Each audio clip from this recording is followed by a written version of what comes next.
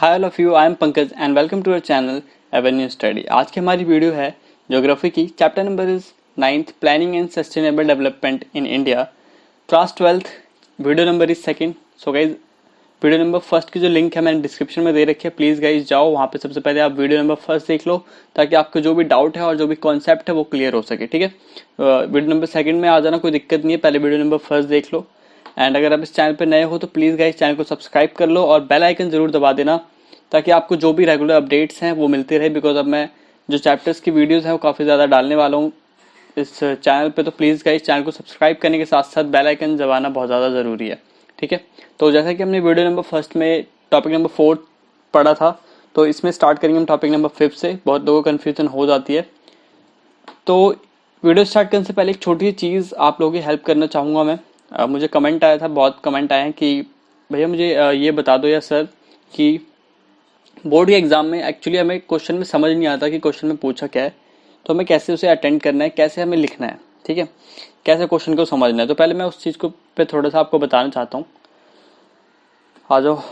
तो देखो, मान लो को आपको एक क्वेश्चन पूछा उन्होंने बोर्ड के एग्जाम में। जैसे कि आपको पता है कि आपके बोर्ड के एग्जाम थोड़े डिले हो चुके हैं कोरोना वायरस की वजह से, तो कोई नहीं, बट हम देख लेते हैं कि पहले हमारा जो क्वेश्चन है, मान लो आपसे कोई क्वेश्चन पूछा उन्होंने सिंपल कि अकॉर्डिंग टू यू जो पॉपुलेशन है वर्ल्ड की वो काफ़ी ज़्यादा बढ़ रही है, ठीक है, और इसमें हमें क्या क्या कॉजेज हैं इसके और क्या क्या कॉन्सिक्वेंसेज हैं, ठीक है। एक टाइप का क्वेश्चन ये होता है जिसमें कि आपकी राय मांगी होती है। बट यहाँ पे ध्यान ये देना है आप लोगों को कि वहाँ पे जो आपसे पूछा तो है कि अकॉर्डिंग टू यू, बट आपको वहाँ पे अकॉर्डिंग टू यू नहीं लिखना, आपको एनसीईआरटी ही हमेशा प्रेफर करनी है, जो एनसीईआरटी में आपके जो आंसर हैं। बिकॉज देखो, आपको पता है मार्किंग स्कीम उनके पास जो मिली है टीचरों को, वो उसके हिसाब से मिलती है, एनसीईआरटी की बुक के हिसाब से। तो हमेशा इस चीज़ पे याद रखना कि अगर उन्होंने पूछा भी है अकॉर्डिंग टू यू, तो इसका मतलब ये नहीं है कि आपको अपनी राय लिखनी है।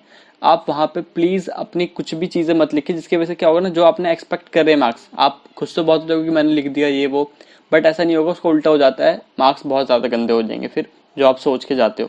बिकॉज देखो उन्होंने सिंपल सा पूछा है एनसीईआरटी से, आप बताओ जो भी आपको आता है, ठीक है। अब यहाँ पे क्वेश्चन उन्होंने पूछा तो आपको क्या देखना है कि उन्होंने क्या पूछ लिया, कॉजेज एंड कॉन्सिक्वेंसेज पूछे हैं, सॉरी, कॉजेज एंड कॉन्सिक्वेंसेज पूछे हैं। तो आपको क्लियर हो गया कि हाँ भाई कॉजेज बताना है और कॉन्सिक्वेंसेज बताना है। एक टाइप का क्वेश्चन ये हो गया। एक होता है जिसमें कि कुछ हिंट ही नहीं मिल पाता कि कॉजेज पूछे, कॉन्सिक्वेंसेज पूछे, कुछ क्या पूछा नहीं बता, वैसे पूछा मान लो for example the population of increasing, ठीक है, उसकी वजह से ये सारी प्रॉब्लम हो रही है। तो आपको क्या लगता है कि इसकी क्या चीज़ें हो सकती हैं, क्या मतलब ऐसी चीज़ें हैं जिसकी वजह से ये हो रहा है। तो आपको यहाँ पे सिंपल समझना पड़ता है कि यहाँ पे क्या पूछा है। जैसे आपको वो चीज़ समझ आती है तो वहाँ पे आपको हमेशा याद रखना है कि वो चीज़ें भी वही है, कॉजेज एंड कॉन्सिक्वेंसेज ही पूछा है, बट वो उन्होंने किस उसमें वे में पूछा है कि उन्होंने डायरेक्ट नहीं बताया आपको कॉजेज एंड कॉन्सिक्वेंसेज, ठीक है। तो ये चीज़ें बस समझनी है। जैसे आपको समझ आ जाए, आप बस क्या करना है, आपको समझ आ गया कि हाँ ये टॉपिक पूछा है इस चैप्टर से, तो आपने टॉपिक पढ़ा है, मेरे से पढ़ा है, मेरी वीडियो से पढ़ा है, या आपने अपनी खुद से सेल्फ स्टडी करी है, आपके टीचर्स ने पढ़ा है, कहीं ना कहीं तो पढ़ा है ना यार, बस उसे लिखना है आपको, ठीक है। तो ये चीज़ें आप लोगों को बस देखनी होती है।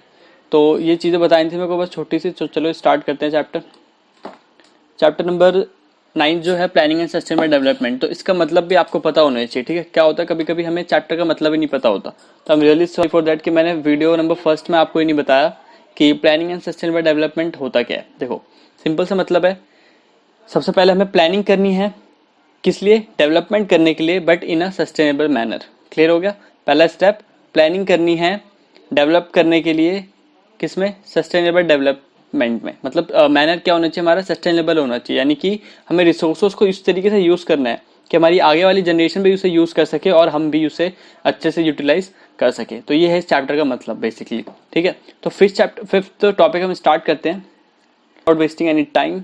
सो पहले जो पॉइंट है इसमें वो है, देख लेते हैं first point, initiated during the fourth 5-year plan with the objective of providing employment to the people in the drought prone area and creating productive assets। यानी कि ये इनिशिएट हुआ था आपके 4th 5-year प्लान के अंदर।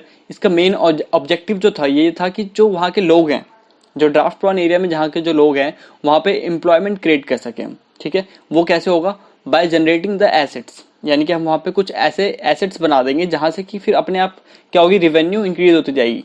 जो एसेट्स का मतलब जिन्हें नहीं पता, जो इकोनॉमिक्स जो पढ़ते हैं उन्हें तो बहुत अच्छे से पता होगा, जो नहीं पढ़ते उन्हें बता, देखो एसेट्स एक ऐसी चीज होती है जिस पे आप एक बार इन्वेस्टमेंट करते हो, उसके बाद उससे आपकी रिवेन्यू जनरेट होती है, ठीक है। लाइबिलिटी वो होती है जिस पे आप खर्चा करते हो, जैसे आपका फोन, वो आपकी लाइबिलिटी हो गई, बिकॉज आप उस पर हर महीने रिचार्ज कराओगे, अब से उससे आपकी कोई अर्निंग नहीं आ रही। हाँ मतलब बेसिकली आपको अर्निंग, जैसे बिजनेसमैन है वो उसे यूज करते हैं एज अ अर्निंग, तो वो उनके लिए हो गया एसेट्स, और आपके लिए क्या हो गया, वो लाइबिलिटी, अगर आप उससे कोई अर्निंग नहीं कर पा रहे हो तो। क्लियर है, काफी ज्यादा ईजी है।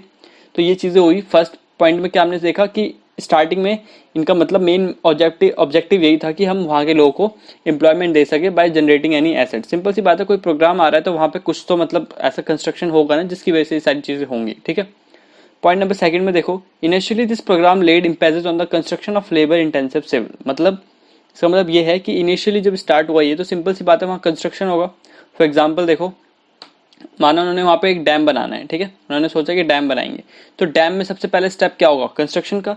तो जैसे ही कंस्ट्रक्शन, इन्होंने देखा कि इनिशियली सबसे पहले कंस्ट्रक्शन हो रहा है, जिसकी वजह से क्या हो रहा है, लेबर इंटेंसिव वर्क हो रहा है, यानी कि लेबर को काम मिल रहा है वहां पे। किसको काम मिल रहा है, लेबरों को। क्लियर है, ये चीज पॉइंट में बोली गई है।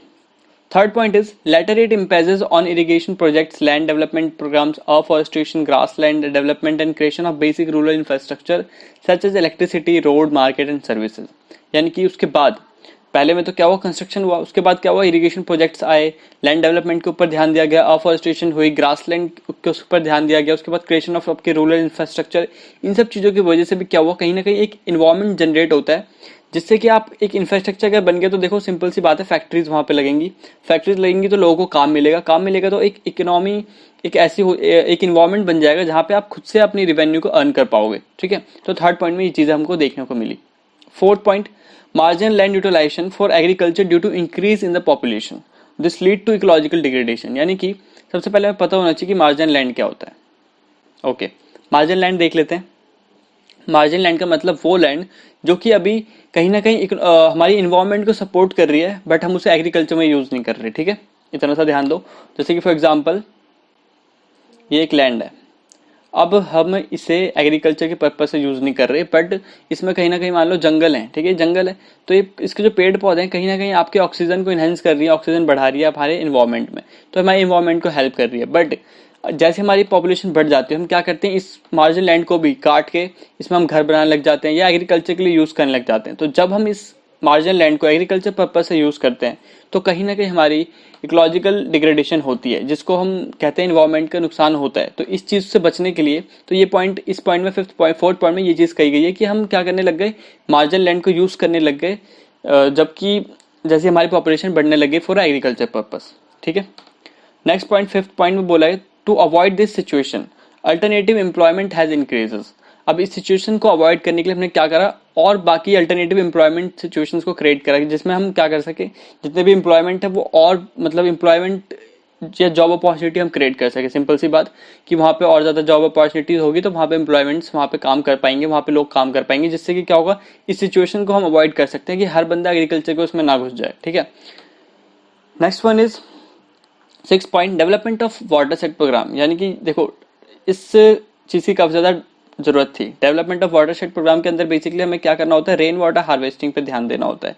यानी कि जो हमारी रेन वाटर होती है उनको सेव करना होता है, उन्हें अच्छे से यूटिलाइज करना होता है, उस पानी को अच्छे से हम यूज करते हैं इस प्रोग्राम के अंदर। तो ये वहाँ पे डेवलपमेंट, इसको काफी ज्यादा जोर दिया गया, क्योंकि वहाँ पे देखो ड्राफ्ट प्रोन एरिया है, तो इस चीज की काफी ज्यादा अहमियत है, वहाँ पे इंपॉर्टेंस है।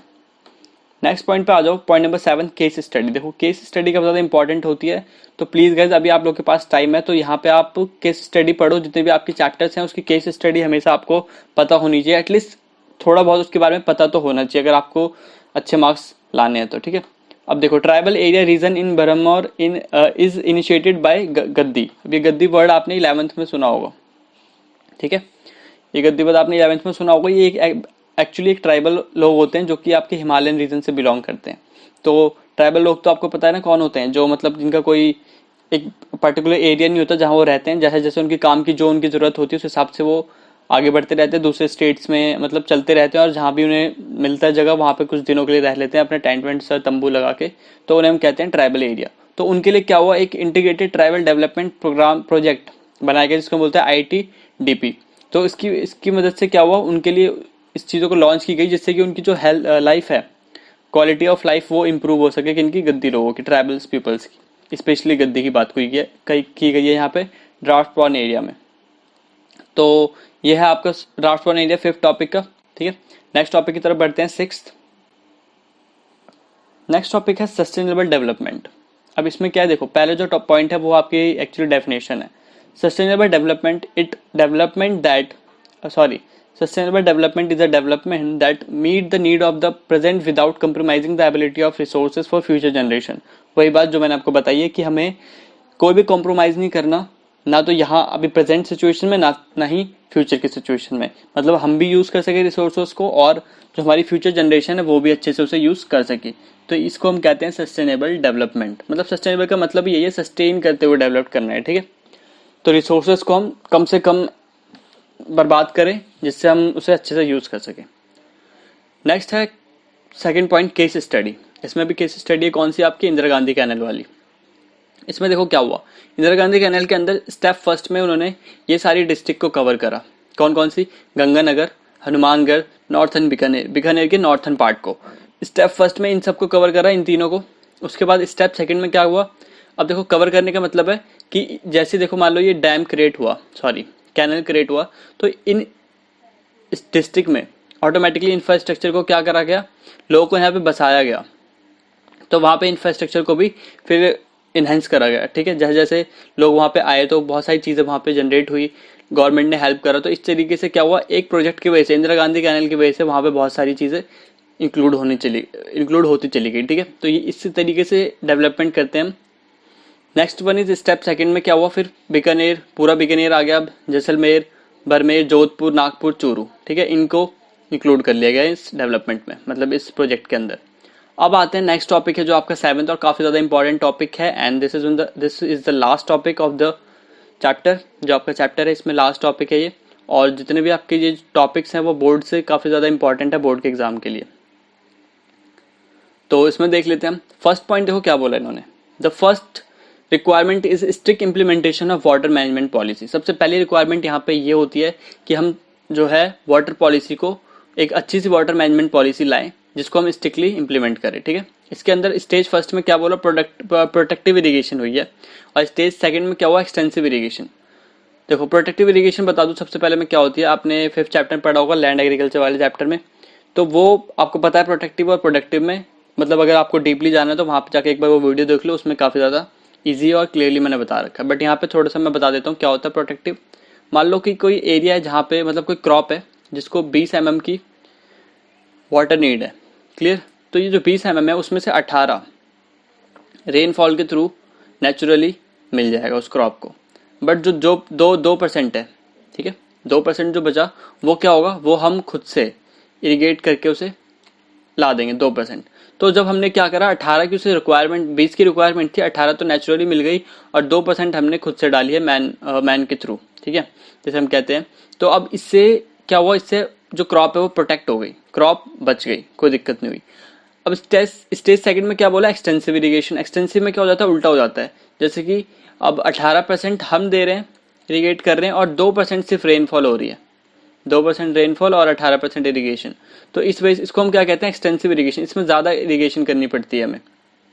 ठीक है, तो अब क्या हुआ, स्टेज फर्स्ट में क्या हुआ था, जो इरिगेशन है वो इतनी ज्यादा इंप्रूव नहीं हुई थी, इतनी ज्यादा कैनल, इतने ज्यादा डैम, इनके कंस्ट्रक्शन नहीं हुए थे। तो स्टेज फर्स्ट में उन्होंने बोला कि हम प्रोटेक्टिव इरिगेशन की तरफ ध्यान देंगे। हमें क्या करना है, वाटर मैनेजमेंट के थ्रू हमें सबसे पहले देखना है कि प्रोटेक्टिव इरिगेशन हो, मतलब वहां पे इरिगेशन ज्यादा ना हो।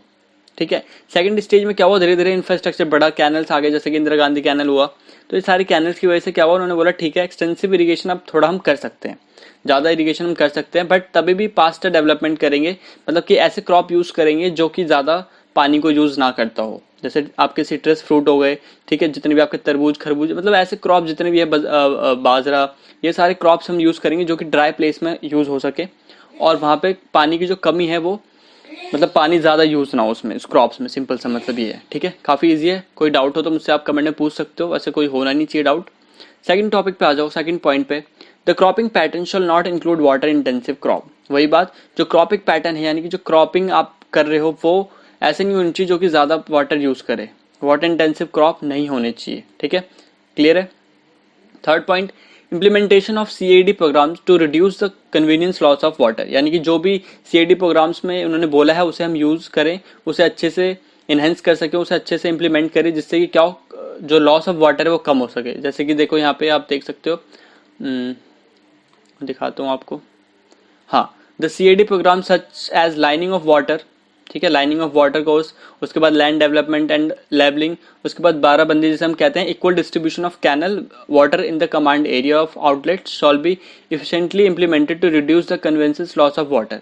ठीक है, समझ आ गया। यानी कि हमें क्या करना है, वाटर को लॉस होने से बचाना है इन सारे प्रोग्राम्स को यूज करके।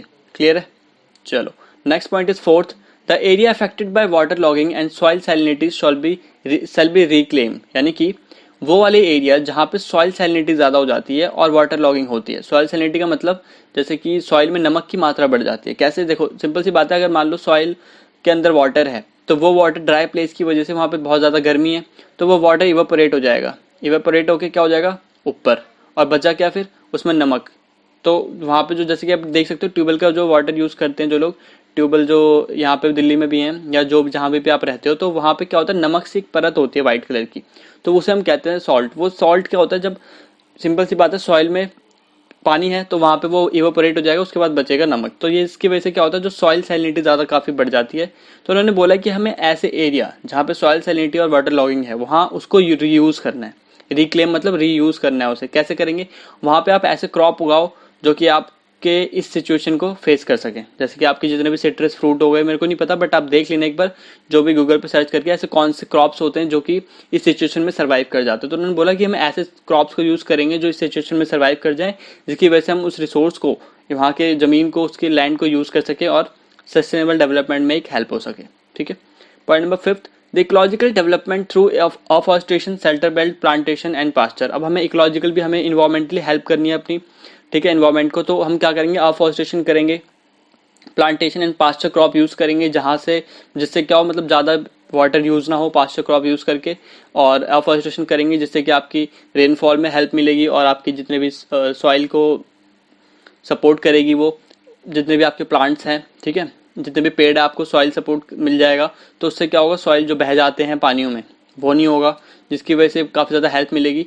उसके बाद आप पास्चर क्रॉपिंग करोगे, जिससे तो हेल्प मिलने वाली, जिससे कि वाटर यूज़ कम से कम हो सके। ठीक है, नेक्स्ट पे आ जाओ। Next point is six, the social sustainability in the region can be achieve only if the land allottees are provided financial institute support for the cultivation of land. Simple सा मतलब है, अगर हमें सोशल सस्टेनेबिलिटी चाहिए, मतलब आपस में कोई यार, मतलब ऐसा ना हो जाए कि पैसों के लिए, या उसके पास ज़्यादा पैसे हो रहे हैं, भाई वो ज़्यादा इनकम जनरेट कर पा रहा है, तो लड़ाई ना हो, इस सब चीज़ों की वजह से क्या हो। तो हमने क्या करना पड़ेगा कि गवर्नमेंट क्या करेगी, जिनके पास लैंड है उन्हें प्रोवाइड करेगी फाइनेंशियल एंड इंस्टीट्यूशनल सपोर्ट। अब उससे क्या होगा कि मान लो अब उन्हें पता चल जाएगा कि हमें कैसी एग्रीकल्चर करनी है जिससे कि हम ज़्यादा से ज़्यादा हम क्या कर सके, इनकम जनरेट कर सके। जैसे फॉर एग्जांपल पंजाब हरियाणा, इन्हें ले लो, तो ये क्या करते हैं, ये भी तो एग्रीकल्चर हो रही है यहाँ पे सबसे ज़्यादा, बट इन्हें पता है, इन्हें प्रॉपर, इन्हें सबके पास, जो भी हमारे फार्मर्स हैं उनके पास नॉलेज है, उनके पास फाइनेंशियल सपोर्ट है, ठीक है, उन्हें पता है कितनी फर्टिलाइजेशन यूज़ करनी है, कौन सी मशीनरी यूज़ करनी है, और वो एग्रीकल्चर को एज अ कमर्शियली लेते हैं, है ना, एज अ कमर्शियली करते हैं उसे। तो उससे काफ़ी ज़्यादा अच्छी इनकम जनरेट कर पाते हैं। वो क्यों कर पाते हैं? बिकॉज उनके पास फाइनेंशियली सपोर्ट है और इंस्टीट्यूशनल सपोर्ट मिलती है उन्हें। तो इसी तरीके से उन्होंने बोला गवर्नमेंट ने कि हम इन्हें फाइनेंशियल इंस्टीट्यूशनल सपोर्ट देंगे, जिसकी वजह से क्या होगा, एक सोशल सस्टेनेबिलिटी मिलेगी, हर बंदा एग्रीकल्चर कर पाएगा, एनिमल हस्बेंड्री कर पाएगा, और लैंड से रिलेटेड जितने भी वर्क हैं वो काफ़ी अच्छे से कर पाएगा, जिससे इनकम जनरेट कर सके वो। क्लियर? तो जिससे कि हमारी सोशल सस्टेनेबिलिटी बन जाएगी। Next point is seventh, the economic sustainability. अब आ जाते हैं इकोनॉमिक पे। अब भाई सबको पैसे भी चाहिए, हर बंदा तो इकोनॉमिकली सपोर्ट भी तो मिलना चाहिए ना सबको। तो इसमें क्या होगा, इस सिचुएशन में हम क्या करेंगे, एग्रीकल्चर तो कर ही रहे हैं, साथ साथ में क्या करेंगे, activities have to developed along with other sector of economic. ऐसा तो है नहीं ना सिर्फ प्राइमरी सेक्टर में घुस जाओगे आप सारे, जो प्राइमरी सेक्टर में है वो काफ़ी अच्छी बात है, वो करो, कोई दिक्कत नहीं है, बट हम इसमें सिर्फ डिपेंड नहीं हो सकते, इसलिए हम क्या करेंगे, सेकेंडरी सेक्टर की तरफ भी चलेंगे, और आपकी सर्विस सेक्टर यानी कि टर्सरी सेक्टर, जो भी आपकी टर्सरी सेक्टर है उसे भी हम, उसमें भी हम काम करेंगे। तो सेकेंडरी और टर्सरी सेक्टर में करेंगे साथ साथ प्राइमरी के साथ, जिससे क्या होगा कि इकोनॉमिक सस्टेनेबिलिटी होगी। बिकॉज सिंपल सी बात है, लोग इस पर ज़्यादा प्रेशर नहीं पड़ेगा प्राइमरी की तरफ, और सेकेंडरी और टर्सरी दोनों में मिलते हुए अपनी रिवेन्यू को जनरेट करेंगे, अपनी इनकम जनरेट करेंगे और काफ़ी ज़्यादा आगे बढ़ सकते हैं। ठीक है, तो बस इतना था इस चैप्टर में। काफ़ी ज़्यादा इजी चैप्टर है, कुछ ज़्यादा कुछ इसमें है नहीं। ठीक है, तो वीडियो नंबर फर्स्ट के बाद ये वीडियो नंबर सेकंड जरूर देख लेना, डिस्क्रिप्शन में लिंक दे दूंगा। एंड आज के लिए इतना ही, इस वीडियो में इतना ही। So till, have a nice day.